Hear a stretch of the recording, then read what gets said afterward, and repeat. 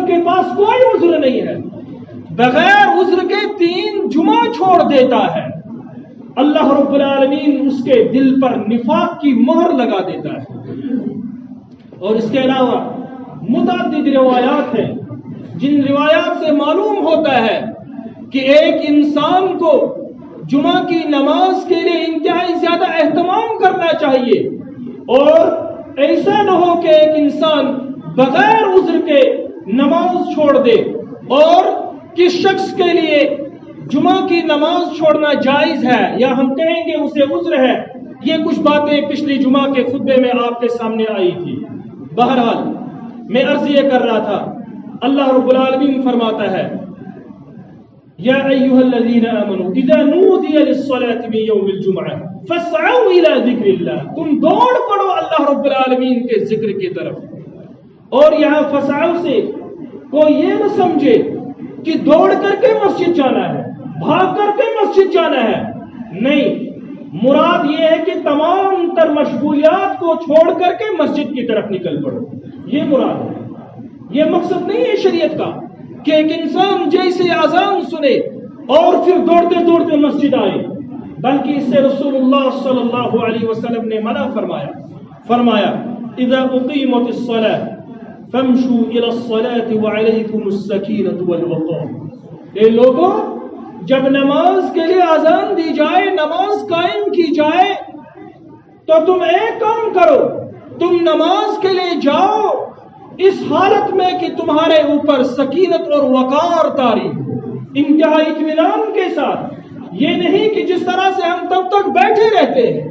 تب تک باتوں میں مشغول رہتے ہیں، تب تک اپنے کاموں میں مشغول رہتے ہیں، پھر دوڑتے بھاگتے مسجد کی طرف آتے ہیں۔ رسول اللہ صلی اللہ علیہ وسلم نے اس سے منع فرمایا۔ ایک مرتبہ آپ صلی اللہ علیہ وسلم نماز پڑھ رہے تھے، پیچھے کچھ آوازیں آنے لگی، نماز ختم ہوئی، آپ صلی اللہ علیہ وسلم نے فرمایا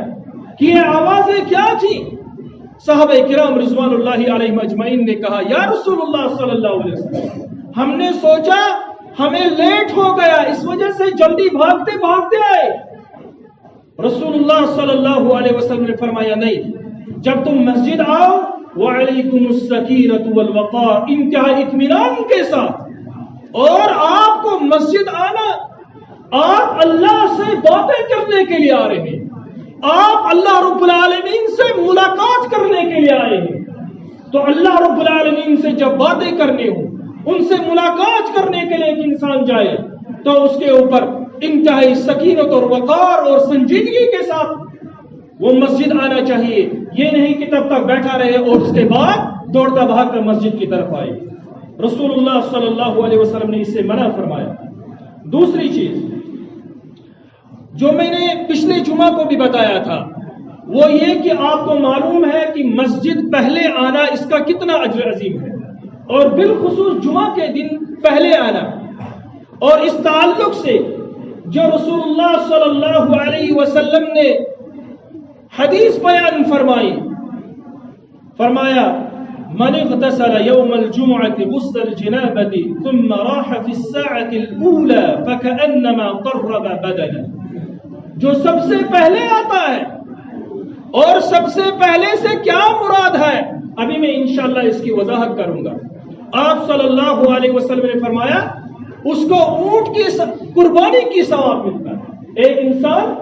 ایک اونٹ قربان کر دے کتنا ثواب ملے گا؟ تو پہلے آنے والے شخص کے لیے ایک اونٹ کی قربانی کا ثواب ملتا ہے، اور جو اس کے بعد دوسرے ساتھ میں آئے اس کو ایک گائے قربان کرنے کا ثواب ملتا ہے، جو تیسری ساتھ میں آئے